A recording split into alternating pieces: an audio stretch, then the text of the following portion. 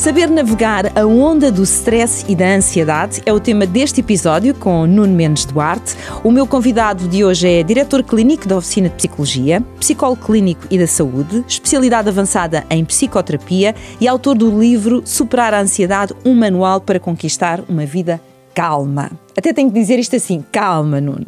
Bom, eu queria começar primeiro por pedir uma explicação sobre a diferença entre stress e ansiedade, porque eu acho que não é a mesma coisa. Olá, Fátima, obrigado pelo convite. De facto, não é a mesma coisa e uma das coisas que nós sentimos muitas vezes é a dificuldade das pessoas saberem o que é stress, o que é ansiedade e porque é importante distinguir essa diferença. Nós olhamos sempre para o stress e vamos dizendo que nós temos uma vida estressada hoje em dia. Na realidade, o que estamos a dizer é que temos vários fatores de stress e eles existem. Um fator de stress é algo que nos pede adaptação, ou seja, nós temos uma espécie de carga sobre nós. E a dificuldade que as pessoas têm é dizer assim, o que é que eu faço com esta carga? Quando é que ela se torna demais ou quando é que eu consigo geri-la e ela fica, enfim, dentro daquilo que são os limites razoáveis? E essa é de facto a grande dificuldade, que é, quando nós temos muita carga de stress e a adaptação que nós fazemos, nós sentimos que aqueles fatores que são, por exemplo, estar no trânsito. As pessoas dizem, mas isso é stress? Sim, porque nós, quando estamos no trânsito e o trânsito demora muito tempo e nós temos que chegar a algum lado a vida toda complicada e a vida fica complicada, nós começamos a sentir que há ali uma ameaça para a nossa vida. E, portanto, o stress é tudo aquilo que vai provocando uma carga, que vai desde isto do trânsito até podemos ser cuidadores, por exemplo, de pais, ou ter dificuldades, por exemplo, em gerir uma doença. Isto tudo são fatores de stress. E o que é que acontece? Perante estes fatores de stress, nós tentamos nos adaptar, nós tentamos sentir, espera aí, como é que eu vou reagir quando alguém vier perguntar, Nuno, quando tu estás demasiado estressado, o que é que tu podes fazer? E eu digo, a primeira coisa é, se este stress é uma ameaça, eu vou tentar ter um propósito para este stress. Okay. Ou seja, porque é que eu estou no trânsito de manhã? O que é que eu faço com esta doença crónica? O que é que eu faço com este cuidador? No fundo, procurar e eu vou tentar respostas. Adaptar-me, sim. Certo. Ou seja, eu vou tentar criar uma adaptação que me permite dizer esta carga, que pode até ser stress crónico depois, e depois já vamos ver as consequências desse stress crónico, pode ser apenas uma resposta de stress agudo, ou seja, um relatório que tive que entregar de repente, alguém que me coloca um prazo, e isso é normal. Isso é normal. Nós temos essas exigências no nosso dia-a-dia.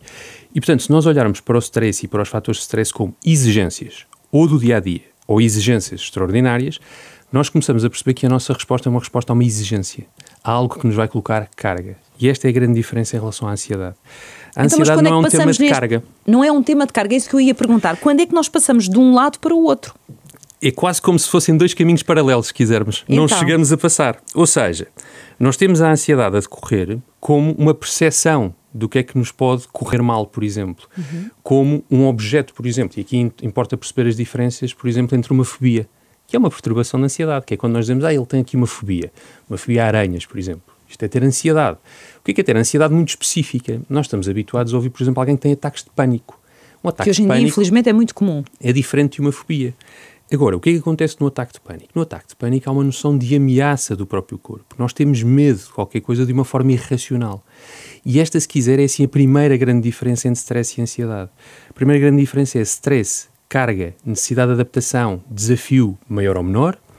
Ansiedade, uma ameaça percepcionada por nós, muitas vezes irracional, que nos coloca num estado de alerta ou de medo sem sabermos muito bem porquê. Mas mesmo que não exista uma ansiedade, ou seja, relativamente a uma coisa muito específica, como por exemplo esta fobia de que falávamos, é comum as pessoas terem um nível de ansiedade em que no fundo sofressem um bocadinho com tudo, porque tudo para elas é muito complicado, tudo para elas é muito pesado, falando de cargas, e portanto a vida toda corre sempre em velocidade 6, quando deveria se calhar rolar a 3. Sim, de facto, aí é o momento em que nós sentimos o stress e a ansiedade a juntarem-se. Ou seja, nesta corrente paralela, quando nós temos demasiada carga, e é o que acontece hoje em dia. Sim.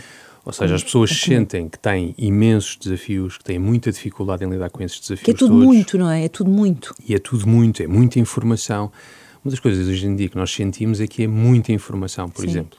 E o facto de estarmos permanentemente nos smartphones, a estar online, a ter que estar a responder aos e-mails. E eu vejo desliga, várias isto aqui pessoas, não desliga, não é? Exatamente, ou seja, várias pessoas com quem eu trabalho que têm permanentemente esta sensação de estado de alerta.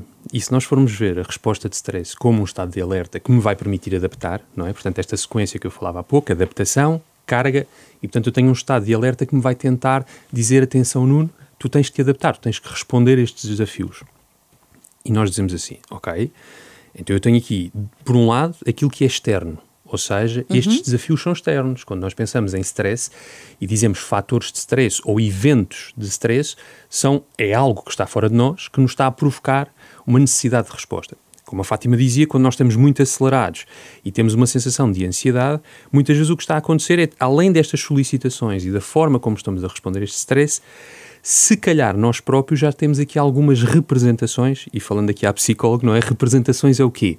É nós termos crenças, é nós termos pensamentos, é nós termos ideias sobre nós e sobre o mundo que nos vão fazer sentir ansiedade. Ou seja... Às vezes por razões que não se justificam. Isso.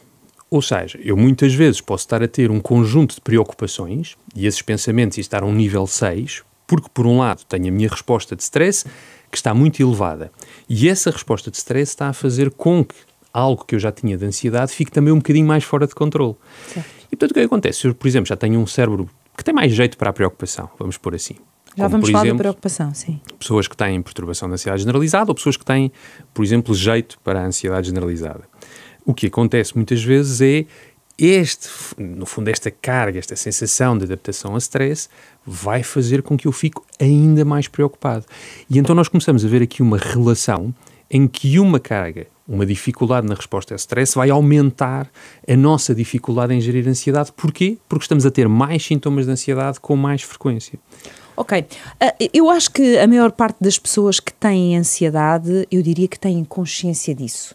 Às vezes depois não sabem então, e como é que eu vou lidar com isto? Dado que o desafio aqui e a provocação aqui é saber navegar a onda do stress e da ansiedade, eu pergunto, Nuno, se eu tiver noção de que vem lá uma onda, e pensando aqui nos surfistas, eu estou a ver uma onda que vem na minha direção, e é uma onda de ansiedade, eu estou a vê-la, ela está a chegar. Como é que deste lado eu me posso preparar, se é que isso é possível, ok? Que ferramentas, que recursos é que existem para eu conseguir passar pela onda e não ser engolido por ela? Essa analogia da onda da ansiedade é muito interessante porque nos coloca logo uma série de ideias. A primeira é, temos um surfista que deve saber algo sobre técnica de estar no mar. E, portanto, a segunda questão é como é o mar? Será que eu conheço este mar? Portanto, quando a Fátima diz, bem, eu sei que tenho ansiedade, mas muitas vezes nós não sabemos o que é a nossa ansiedade, como é a nossa ansiedade, como é que ela se manifesta. Eu posso ter uma onda de ansiedade que é bastante clara. Podemos pensar até num vagalhão. Eu falava há pouco um ataque de pânico. O ataque de pânico é um vagalhão de ansiedade. Ou seja, eu olho para o mar... Uma coisa enorme que lá vem. Eu estou a ver, eu estou a reparar. Porquê? E as pessoas que já tiveram ataques de pânico ou que nos estão a ouvir e que já tiveram uma sensação de ansiedade fora de controle, começam a reconhecer sinais como estou a sentir uma pressão no peito, estou a sentir dificuldade em respirar, estou a sentir de repente tremuras no corpo, estou a sentir uma onda de calor ou de frio. Estou a sentir que vou desmaiar, como muitas vezes as pessoas dizem. Ou seja, e aí normalmente temos 3 categorias até, que é aquilo que nós falamos, como é que o nosso pensamento está a reagir num ataque de pânico. Eu tenho medo de perder controle, eu tenho medo de enlouquecer, eu tenho medo de morrer. E estas são as 3 categorias que nos levam, digamos, ao extremo da onda já em cima de nós. E a Fátima diz como é que nós percebemos que a onda vem lá. Muitas vezes em terapia, uma das coisas que nós ajudamos as pessoas é a perceber esta escadinha. Ou seja, nós não vamos logo para o medo de perder controle ou o medo de enlouquecer. Há uma escada no ataque de pânico. Há uns degraus antes. Há uns degraus antes. Muitas vezes o começar, por exemplo, só a sentir o aperto no peito, ou começar a ter uma sensação de que eu estou a ter um desconforto, é um sinal. E o que é que nós trabalhamos em terapia? Nós muitas vezes ajudamos as pessoas a perceber 2 zonas deste desconforto. Um que é físico e outro onde é que está a ver a ameaça. Mas então assim, desculpe interromper, sim. Assim que a pessoa sente ou este desconforto físico ou este desconforto, vamos dizer, emocional ou, enfim, mental, é atuar imediatamente aí. Deve atuar imediatamente aí, percebendo que, por exemplo, quais são as técnicas, e há uma que é bastante eficaz, que é a respiração diafragmática. Porquê que respirar só não chega? Porque as pessoas dizem, pronto, respira. Muitas vezes, não é? Respira fundo. Não chega, não se respira de qualquer maneira. Respira fundo. Respirar fundo, curiosamente, é uma coisa que não deve fazer quando tem um ataque de pânico. Porquê? Porque um ataque de pânico é um momento muito grande de hiperventilação. Ou seja, na realidade, aquilo que está a fazer em termos de já trazer o ar de forma superficial, de forma profunda, muitas vezes é o que já está a acontecer. Precisa de uma respiração completamente diferente. Precisa de uma respiração diferente. diferente. E, portanto, essa respiração diferente, e por isso é que eu falava deste degrau 1, tanto a respiração ser feita de forma diferente e eu perceber, ok, eu já percebi que o meu ataque de pânico tem uma característica muito fisiológica. Fisiológica é o corpo. Eu já percebi que aqui o corpo tem uma importância muito grande. Daí eu dizer conhecer o mar, que é eu perceber que no ataque de pânico, se eu souber então que o corpo tem uma dimensão muito importante, eu sei que uma boa parte das técnicas que eu vou estar a fazer são relacionadas com o corpo. Ou seja, além da respiração diafragmática, por exemplo, eu posso fazer aquilo que se chamam técnicas de grounding. Grounding é nós sentirmos que estamos a aterrar bem aqui na terra. É pôr bem os pés agarrados à terra, Isso. não é? Em vez de andarmos a levitar lá por cima, aliás o Nuno fala disso no seu livro, andarmos aqui na terra que é onde estamos. Isso, e muitas vezes fazemos isso como? Aqui sem entrar em termos muito técnicos, mas digo só às pessoas que imaginem que esta tal onda que nós estamos a sentir é uma onda que vem de uma zona chamada sistema límbico, ou seja, uma parte do nosso cérebro que fica muito ativa. E nós queremos fazer o contrário, queremos como que travar esse movimento. E esse travão, muitas vezes, é a nossa capacidade de pensar.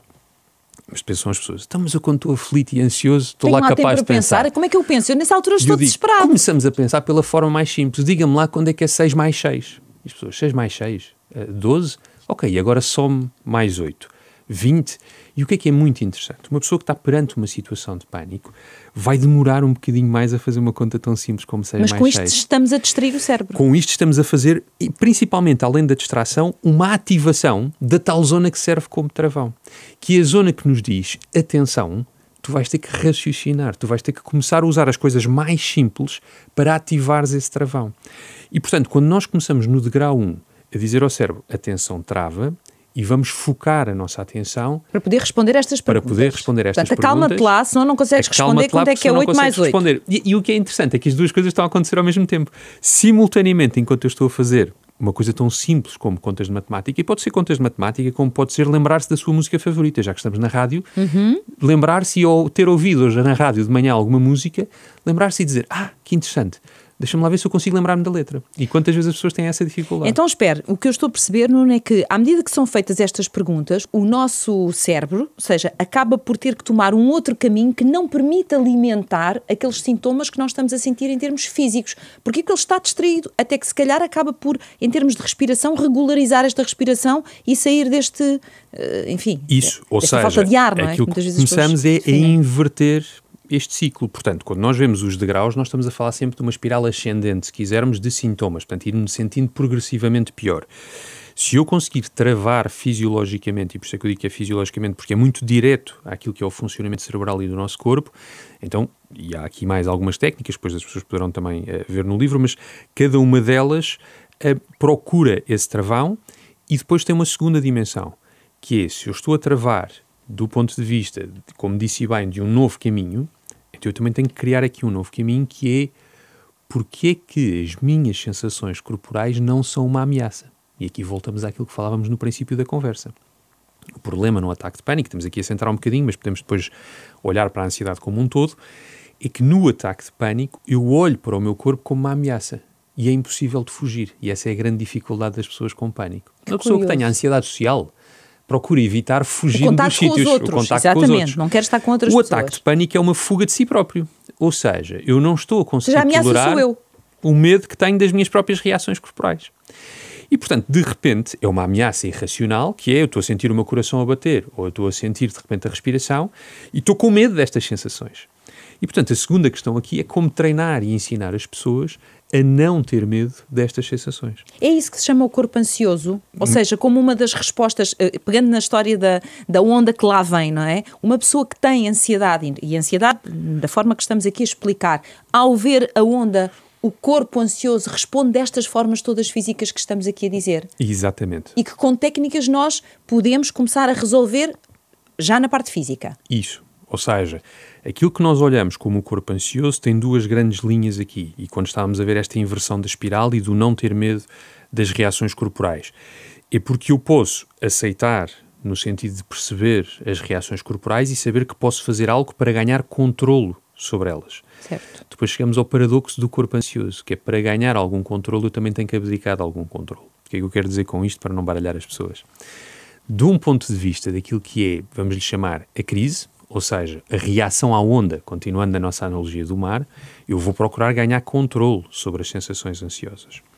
A questão é que se eu tenho ansiedade ao longo dos dias, é muito provável... O controle normalmente leva-nos a ter ansiedade. Exatamente. Ou seja, se eu vou usar uma estratégia de controle permanente sobre o meu corpo, eu não vou permitir ao meu corpo fazer uma outra coisa fundamental, que é ensiná-lo a sentir-se seguro e relaxado. Ou seja, de que maneira é que é este paradoxo que é, então, mas espera aí, por um lado eu controlo e por outro lado este psicólogo está-me a dizer para abdicar de controle, mas o que é que então, isto quer dizer? Isso. Exatamente. E esta é uma das grandes questões que eu normalmente gosto de discutir. Porquê? Porque não existe esta ideia de uma fórmula única. Ou seja, de nós dizermos assim, pronto, e agora tens é que relaxar. E eu digo, isso é bonito de se dizer, mas depende. E quando e porquê. E esta é sempre a questão que é muito importante, que é, eu tenho que saber que se eu estou a perder controle sobre a ansiedade, então eu tenho que ter técnicas de travão. Mas eu tenho que saber que a longo prazo eu tenho que aprender a relacionar-me com a minha ansiedade de maneira a aceitar a presença dela para que ela não condicione as minhas decisões. Não sei se está claro para quem nos está a ouvir, mas pensem nisto. Se eu de repente tenho um ataque de pânico antes de uma apresentação, convém eu ter os instrumentos e as estratégias que me permitem regular imediatamente aquele ataque de pânico. Mas se eu ao longo da minha vida começo a desenvolver uma perturbação de pânico, porque tenho medo de ter ataques de pânico, porque começo a evitar situações onde eu acho que posso ter ataques de pânico, então eu já não vou querer apresentação nenhuma para não viver isto. Eu vou começar a fazer escolhas em que eu faço evitamento e começo a ter comportamentos de segurança. Onde é que entra aqui então este abdicar de controle? Tem a ver com a minha relação com a ansiedade. Tem a ver com a sensação de eu dizer eu estou suficientemente seguro com estas sensações porque eu aprendi a aceitá-las. Ou seja, eu aprendi a deixar de ter, vamos dizer isto desta maneira, medo de ter medo. E, portanto, eu aceito poder ter medo. Eu aceito que estas reações podem ser reações naturais. Antes de ir para a rádio, eu posso sentir algum nervosismo. Que bate o coração um bocadinho mais depressa. Agora vamos imaginar que eu tenho... Como eu não aprendi a regular ao nível de controle, vamos imaginar que eu quero controlar excessivamente. Então eu não aceito os primeiros 5 minutos. E eu quero controlar excessivamente e eu vou começar a sentir ainda mais ansiedade. Porque eu digo, não te estás a acalmar. O meu cérebro está a dizer, ameaça. Não te estás a acalmar. Tu precisas te acalmar. Olha as pessoas a verem o que é que vai acontecer. E tu não nasceste para isto. É que é um grilinho falante terrível. E este grilinho falante é, no fundo, a ansiedade a tentar gerir aquelas que são as respostas corporais naturais. É quase como se nós disséssemos, a ansiedade, de alguma maneira, cresce cada vez que nós tentamos controlá-la, silenciá-la, anulá-la. O que temos é que, no fundo, saber lidar com ela, não é? E o que se aprende, e nomeadamente quando se faz psicoterapia, que é extremamente importante em casos de ansiedade, é mesmo fundamental, e o Nuno fala muitas vezes disso, porque é quando a pessoa recebe as ferramentas que precisa, não só para compreender o que está a viver, mas para saber lidar com isso de forma a não viver permanentemente em controle, senão é uma pessoa que está sempre a apertar. Uma pessoa que vive sempre em controle é como, eu estou aqui a apertar a minha mão, é como se eu estivesse sempre a apertar a minha mão. Chega um dia que isto estoura, não é? Porque ninguém pode estar sempre a fazer esta força toda. Isso. Ou seja, esse mecanismo de tensão, e continuamos na lógica de corpo ansioso, apesar das pessoas agora, ao ouvirem-nos, já perceberam, ok, há aqui um grilinho falante, espera aí que isto não é só corpo, portanto há aqui qualquer coisa que está a acontecer. É isso que temos que falar agora, depois do corpo ansioso temos que falar do grilinho falante. E vamos ver esse grilinho falante, mas se nós pensarmos num corpo que está permanentemente tenso, é muito difícil, de facto, ao longo dos anos depois, se nós não vamos abdicando do tal controle, de regular mecanismos que depois se tornam crónicos. E, portanto, o que é um desgaste permanente, esta pessoa vive sempre em aflição. Repara, há pouco falávamos da hiperventilação no ataque de pânico, mas existem pessoas que têm hiperventilação crónica. Por exemplo, quem nos está a ouvir suspira muitas vezes, ou seja, tem a sensação de que o ar não me chega, assim ao longo do dia. Isso não é suposto. Ou seja, é suposto as pessoas terem são uma respiração... microaflições, não é? Ou seja, quer dizer que de alguma maneira as pessoas estão a ter uma respiração superficial a longo prazo. E eu continuo a distinguir esta noção de cuidado com a noção de gestão de ansiedade ou de um pico ansioso, da tal onda, ou estar no mar sempre tenso a ver quando é que a onda vem, mesmo quando sabemos que o mar está flat. É isso que eu ia dizer, o mar está calmíssimo, mas há cautela, vou já ficar aqui tensa, não vá daqui a 3 dias vir lá uma onda. E é o há cautela que se torna a longo prazo problemático, daí eu falar do abdicar de controle, ou seja, da nossa estruturação e das nossas competências para dizer, o mar está flat. Este é o momento certo para eu regenerar, para eu descansar. Para eu aproveitar, vou relaxar agora sim que ele está flat. E é aí que se torna muito difícil, porque a maior parte das pessoas consegue compreender a ansiedade do ponto de vista lá está, em que há um objeto que ela reconhece como ansiogénico e, neste caso, um objeto pode ser um evento social, quando falávamos há pouco da ansiedade social. A questão é, eu não posso estar a ter uma vida social se estou permanentemente a sentir ansiedade social e não consigo regulá-la. E, mesmo estando em casa, alguém me convidou para amanhã para um jantar e eu já estou a pensar o dia todo que amanhã vou estar com pessoas que eu não conheço, etc, etc. Nós falamos aqui da questão física, mas eu acho que também, enfim, é fundamental podermos falar aqui da parte mental. Ou seja, falamos do corpo ansioso, mas os pensamentos muitas vezes são a nossa maior armadilha. Existem ou não pensamentos que é como um novelo de tal maneira complexo que leva tudo atrás? Sim, nós temos duas, eu distingo e chamo isto para que as pessoas possam distinguir duas grandes categorias, depois também da ansiedade e das perturbações da ansiedade, e para que as pessoas que nos estão a ouvir, quando nós já estamos a falar de perturbação da ansiedade, quer dizer que a frequência e a intensidade com que sentem esta ansiedade está a impedi-las provavelmente de ter uma vida tranquila, no sentido de poder fazer um conjunto de atividades ou de poder viver o seu dia-a-dia sem estar persistentemente preocupado. E se calhar agora que estamos a falar dos pensamentos, eu distinguia aqui três coisas essenciais.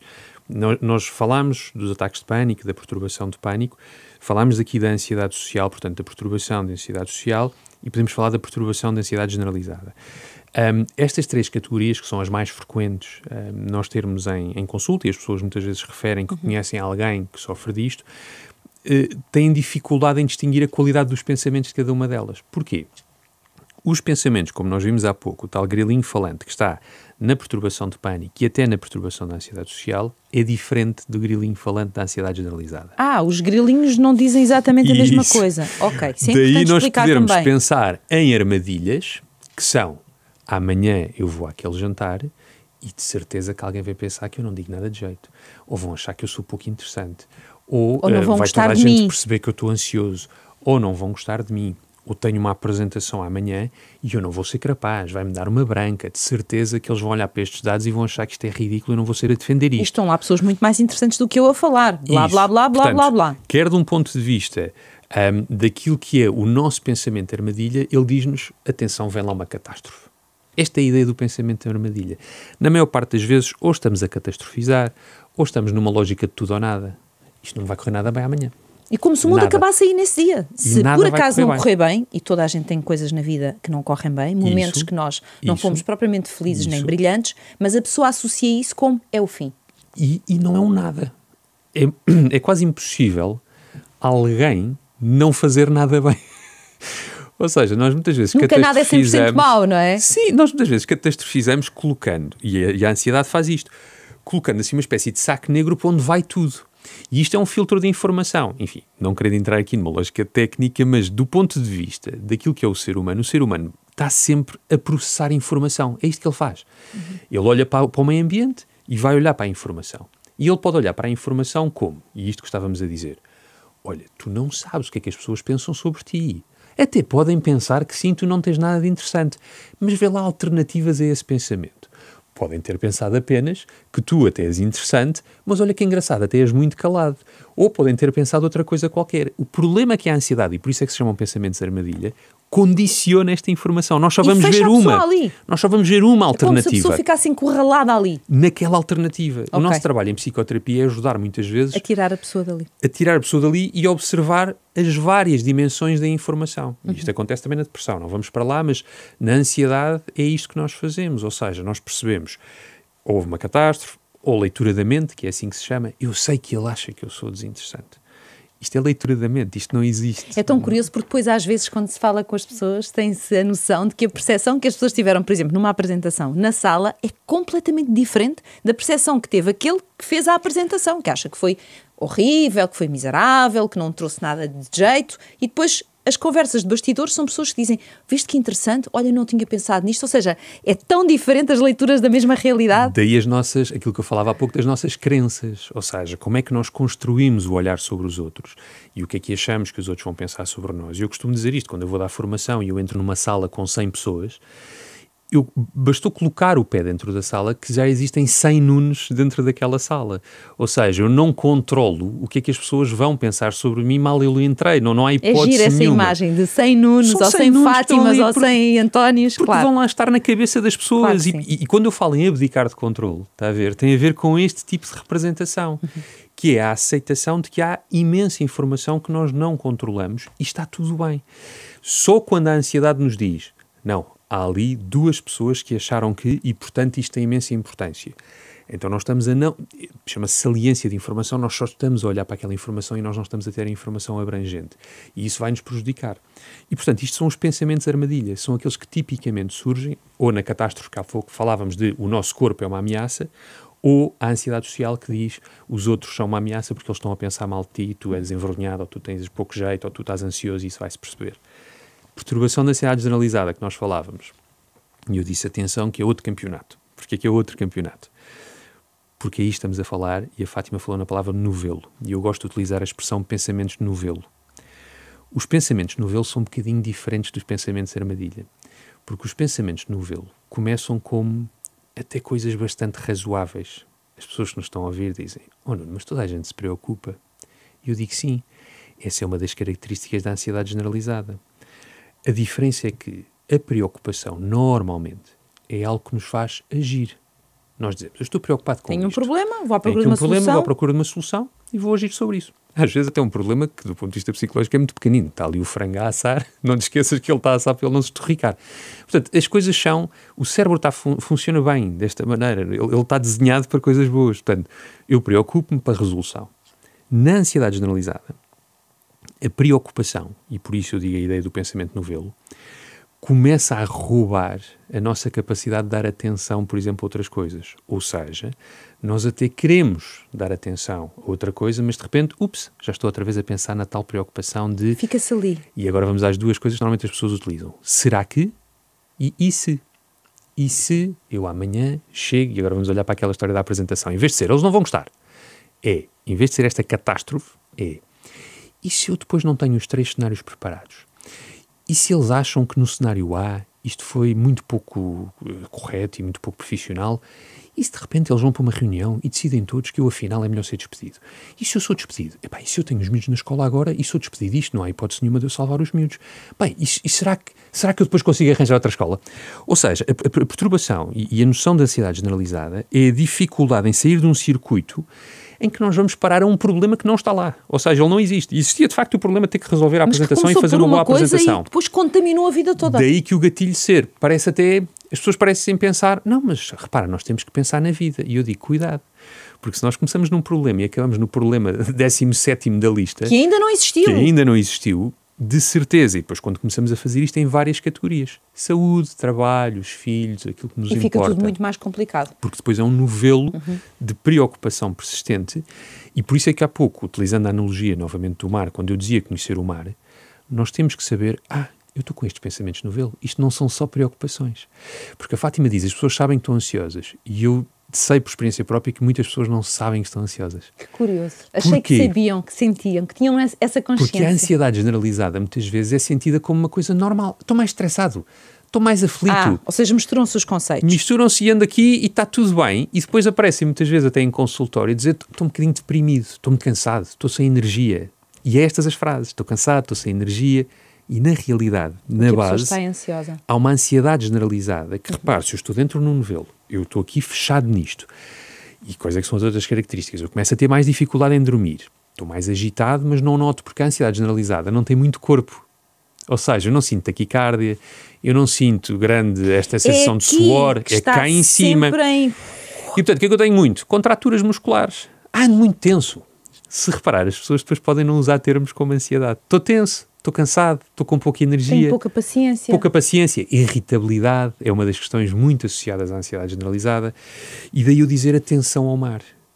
Oh Nuno, e porque temos que gerir aqui o nosso tempo, vamos agora para, enfim, recursos, vamos dizer assim. Nós já falámos aqui da questão da respiração, enfim, de uma forma leve, mas para que as pessoas percebam que é um recurso importante, mas gostava que falasse de outros que menciona muitas vezes, como o mindfulness, que vai explicar o que é, o sono, desculpe, e o exercício físico. São ferramentas que o Nuno defende como sendo extremamente úteis para lidar com estes estados de ansiedade. São fundamentais, sim, claro, porque, e até pegando nisto que estávamos agora a falar, não é? Se estamos a falar em tensão muscular, há um recurso essencial, por exemplo, na ansiedade generalizada, que é o relaxamento muscular progressivo.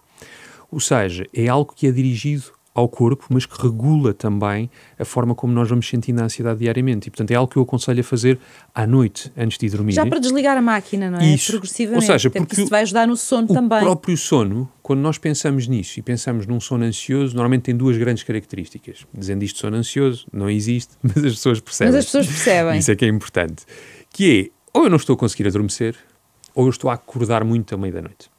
Nenhuma das coisas é normal. Nenhuma delas é normal. Ok? Isso que fique muito claro. Não é suposto eu estar meia hora ou uma hora a pensar antes de adormecer. Isto não é suposto estar a acontecer. Isso está a acontecer, é um sinal de alerta. Claro. E, portanto, em termos de sinal de alerta, nós devemos fazer, por exemplo, o relaxamento muscular, fechando as caixinhas das preocupações ou dos pensamentos que nós temos, de alguma maneira indicando ao nosso cérebro, olha, o que tiveres para resolver fica para amanhã de manhã. E agora eu vou dormir e amanhã as caixinhas estão lá. Isto é uma estratégia muito simples e às vezes difícil, que é, aqui 3 coisas. Primeira, tem um caderno, eu ainda sou analógico, tem um caderno onde apontar algumas das preocupações que estão a ocorrer. 2 minutos antes de adormecer. Eu tenho esse hábito. Eu ando sempre com cadernos. Sempre, ótimo. Sempre. Fantástico. Porquê? Porque nós podemos escrever 2, 3 preocupações, coisas que temos aqui e dizer, ok, amanhã, de manhã, eu agarro neste caderno e vou decidir a coisa mais importante que tenho aqui para resolver ou aquela que me preocupou, porque eu sei que durante o sono eu não vou estar a resolver isto. Mas deixo no caderno como se eu dissesse ao cérebro, está descansado, amanhã cuidamos disto. Está descansado que eu não me vou esquecer. Exatamente. E se eu fiz isto, então a seguir, outra coisa importante que devo fazer é não estar agarrado ao telemóvel e aos tablets e àquilo que são não fontes... Não estimular o cérebro com tudo e mais alguma coisa. Ou seja, eu ter fontes de estimulação e muitas vezes até, seja o Instagram, seja o que as pessoas estão a ver ali ao final da noite, não é benéfico porque nós devemos ter atividades que nos permitem entrar numa sensação de sono, de relaxamento e de entrar esta terceira categoria do relaxamento muscular. Portanto, caderninho das preocupações, não haver cá ecrãs, e as pessoas dizem, estamos aqui uma sériezinha. E eu digo, tudo bem, uma série das 10 até às 10h30, ou dependendo da hora que as pessoas se deitam, mas aquilo que eu costumo dizer, uma escolha consciente, e não aquela sensação, muitas vezes, que nos é descrita de adormeci no sofá, porque fiquei a ver e depois acorda à meia da noite, arrasto-me para a cama. Portanto, é só cuidar um bocadinho. Aqui são hábitos quase, que é, cuida um bocadinho disto e daí um mês diga-me como é que está a sua ansiedade. Ou seja, caderninho de preocupações, basicamente não estar nos ecrãs e relaxamento muscular progressivo. Isto em termos de proteção de sono. E depois vamos ver, e eu tenho a certeza que a ansiedade melhora, porque isso faz com que, e agora a segunda categoria, a respiração abdominal que eu falei há pouco, ou mindfulness, e vamos agora explicar um pouco o que é isso, ao longo do dia, ajuda a criar momentos de desaceleração. Ou seja, nós não devemos... refriar um bocadinho a máquina. Isso. Nós não devemos só pensar no sono quando vamos dormir. E há vários autores que defendem isto. O sono prepara-se durante o dia, que é uma coisa que as pessoas não pensam nisso. Acham que é aquela hora. Pronto, desliguei agora. Agora é que é hora de me arrastar para a cama. Não. A qualidade de gestão de conflito que eu tive ao longo do dia, de, por exemplo, não trazer os conflitos para o final do dia, e exatamente para não haver essa ativação emocional. Recorrer a 5 momentos de desaceleração, em que fazemos o quê? Podemos fazer controle respiratório, a respiração abdominal basicamente é uma técnica de controle respiratório, mas podemos fazer o mindfulness. O que é o mindfulness? É a ideia de nós darmos, várias pessoas hoje em dia já sabem, o nome atenção plena. Ou seja, nós conseguirmos observar algo sem julgamento. O que é este algo? Pode ser o nosso corpo.